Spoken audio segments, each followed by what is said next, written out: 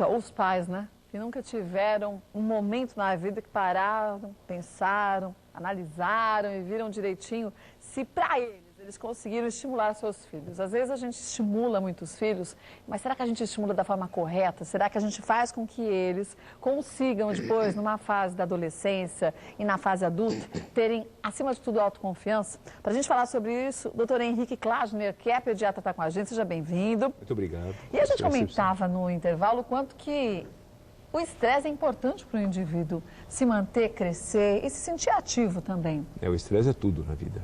Mas de que forma a gente pode estimular as crianças e até os bebês de uma forma precoce mesmo, para eles conseguirem se sentir estimulados durante a sua vida toda a conquistarem as coisas pela autoconfiança? Eu não diria estimular, Kátia, eu diria autoestimular. Porque nós não podemos ter fórmulas gerais para estimular as pessoas. As pessoas são diferentes entre si, aliás, a coisa mais interessante do mundo é que nós somos diferentes. Né? Nós nascemos com uma constituição genética diferente e dependendo da constituição genética que dita toda a nossa vida, é que os estímulos têm que fazer com que ela se expresse de acordo. Então, a nossa meta na nossa educação, no nosso jeito de educar, é que nós devemos conhecer a genética de cada criança e oferecer o ambiente para ela se desenvolver, nitidamente com todas as leis do ambiente, para que ela se adapte a esse ambiente da forma que ela puder. Então, não tentar modificar essa criança. Não podemos modificar ninguém. Adequá-la ao ambiente. Não, o que nós podemos fazer é mudar a expressão da genética. O exemplo que eu sempre dou nas minhas aulas é que se o senhor Adolf Hitler fosse criado no mosteiro, ele seria um papa. O ambiente em que ele foi criado é que o dirigiu para isso. Então, o nosso comportamento depende das oportunidades que a gente tem. E essas oportunidades, com seus estímulos ambientais, de acordo com as neurociências, o máximo se dá até os 3 anos de idade, nós conseguimos fazer a criança obedecer no instinto natural de evolução que nós temos e de conquistas, ela vai até o máximo das conquistas dela e isso se chama autoestimulação, quer dizer, ela se autoestimula naquele ambiente. Então, esses 3 primeiros anos de vida da criança são primordiais para essa formação. Essa noção a gente tem nos últimos 12 anos através das neurociências que vieram, praticamente corroborar tudo aquilo que eu faço nesses 45 anos. Eu estou no mar de rosas agora, porque as neurociências provaram que a criança já nasce com o cérebro cheio das representações maternas transmitidas durante a gravidez, que a criança tem a sinaptogênese, que as sinapses vão se formando à medida que os estímulos são apresentados, os estímulos é que forjam, e que com 2 anos e meio a criança tem mais ou menos 2,5 vezes o número de sinapses de um adulto, depois elas são apagadas e só ficam as sinapses que foram reforçadas através do processo educativo. Então, quer dizer, durante o processo de gravidez, a mãe vai passando algumas informações para o filho e ele já nasce com uma caixinha bem cheia de informações. Exatamente. Ele conhece a mãe melhor do que ela própria. Só que essas informações só continuam na vida dessa criança se continuarem sendo estimuladas. Exatamente. E não adianta se, por exemplo, a senhora está grávida de um filho, falou assim, filho, quando você nascer eu vou te fazer feliz, você tem que cumprir isso.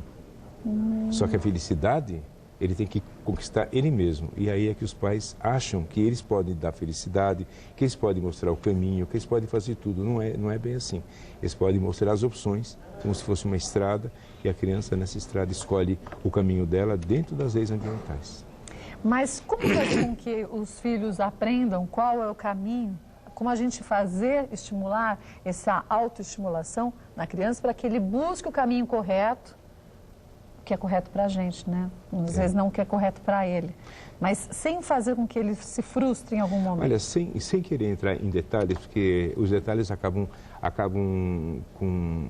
Assim, é como se você fosse indicar a cada folha de uma árvore o que ela precisa fazer. Nós temos que atuar na raiz da árvore, aí sim todas as folhas vão se beneficiar. O princípio da autoestimulação precoce e continuada que eu preconizo diz que nós devemos imitar a natureza. Como é que a natureza faz para uma criança nascer? É um caminho só. Ou ela se adapta ou ela sucumbe. Então, quando a criança vem ao mundo, então esse mundo tem que imitar a natureza, dizer no ambiente em que ela vai viver quais são as leis que regem esse ambiente. E essas leis devem permitir escolhas, opções, idas, voltas, para ela encontrar sozinho o caminho dela. Entende? Agora, é claro que, dependendo do ambiente em que ela vive, você vai orientando as crianças para aquilo que você quer. Nós podemos fazer as crianças... O exemplo que eu disse, eu vim até conversando com a Letícia, chegando para cá, ela perguntou para mim assim, por que você é médico? Eu falei assim, porque minha mãe quis.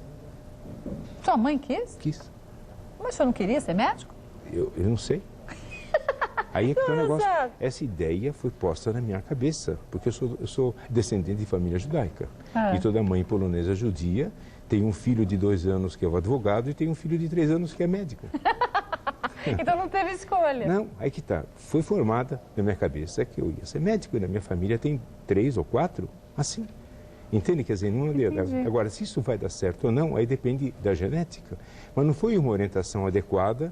Mas sim, mas foi uma orientação que para mim deu certo, por exemplo. Mas poderia não ter dado certo para outra pessoa. Poderia não ter dado certo. E aí essa outra pessoa mudaria o caminho para o outro. Exatamente. Sim. Então, a autoestimulação preconiza a gente poder entender a cabeça dessa criança e sacar mais ou menos qual é a genética dela, quais são as tendências dela. E de acordo com as leis ambientais, a gente então dirige a criança para aquilo. Por exemplo, os meus pais eram semi-analfabetos, imigrantes. Então, como é que eles têm um filho médico? E como é que tem médicos que têm filhos ignorantes? Exatamente porque a passagem das leis ambientais é que foi defeituosa. Quer dizer, foi inadequada. Inadequada por excesso. O mimo que a gente combate sempre. Então, e esse mimo é altamente prejudicial para a evolução desse ser, né? Ao meu ver, é a desgraça do mundo. O receber sem merecer. É o que o Cristo falava, que todas as religiões falam, né? Então, o que o Cristo falava? Pedir e você será oferecido. Mas pedir. Pedir. Deus ajuda, mas se você acordar cedo. É a quem cedo madruga. Se a senhora Cátia Fonseca não vier aqui todo dia na hora certa e cumprir o horário, o programa não vai ter jeito. Sucesso. É verdade, quer dizer, é uma consequência. Então, a autoestimulação preconiza. Respeitamos a criança na sua essência, oferecemos a ela o ambiente e ela tem que se virar para se dar bem nesse ambiente. O que é se dar bem?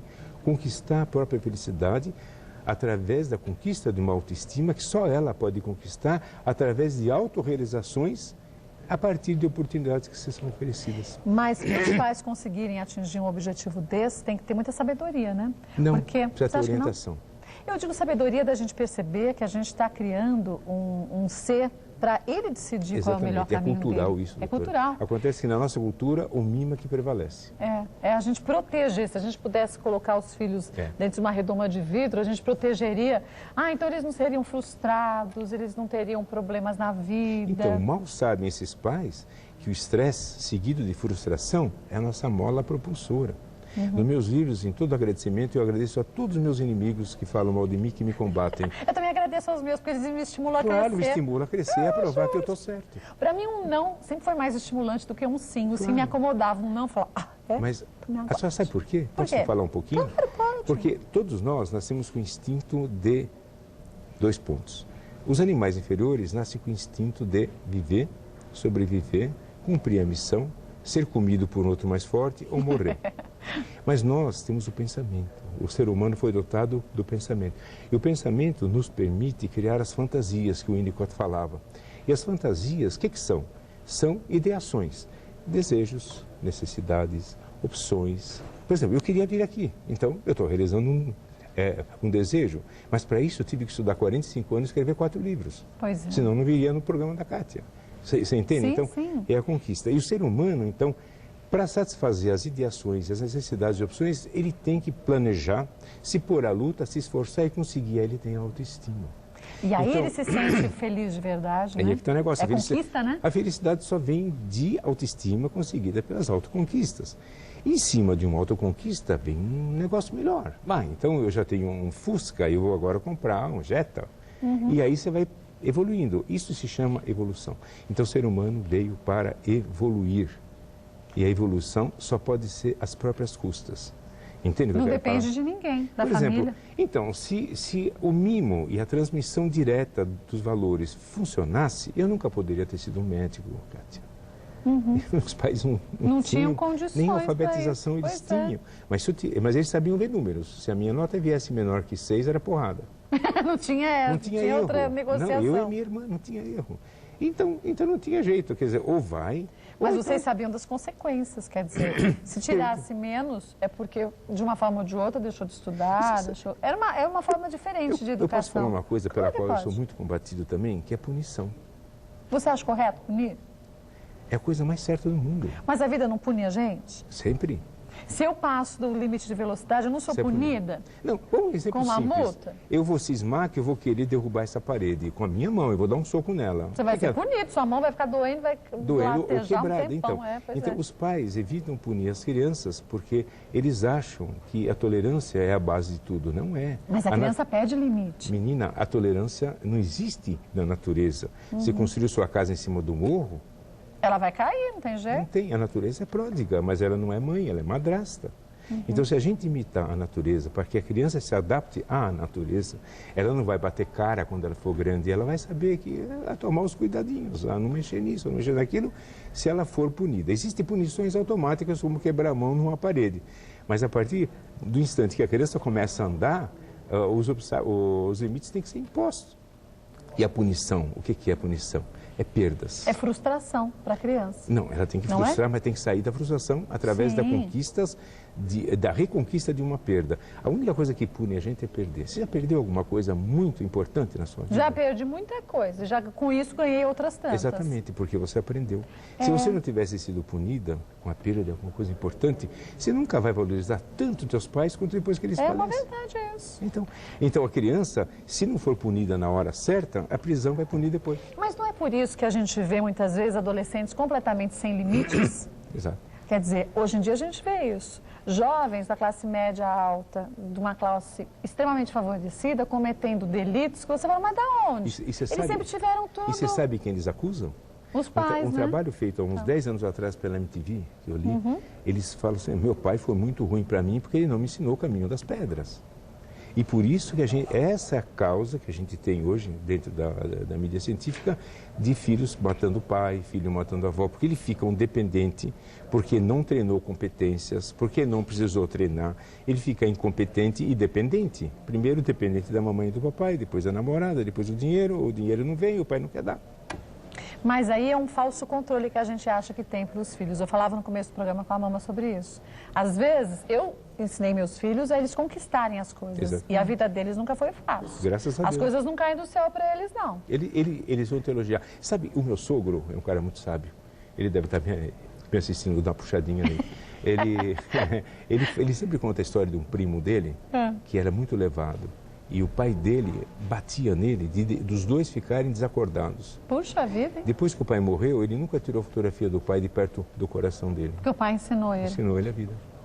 Eu apanhei um bom tantinho quando era criança, mas eu falo pra minha mãe, devia ter apanhado mais. Se a senhora não tivesse apanhado, eu não estaria aqui hoje. Ah, mas é uma verdade. Vê se hoje eu apanho. Você não teria esse programa e não estaria aqui. E você não apanha nem da vida, porque você não é feitinha de açúcar, você não é assim tocadinha por pequenas coisas. Não pode. Eu acho que não estou aqui estimulando as pessoas a baterem nos seus filhos, mas sim a darem limites. Não. Mas acontece que o castigo não pode ser nem bater, porque você está ensinando agressão. Sim. E não pode ser nem castigo no canto, porque essa cadeia que não ensina nada.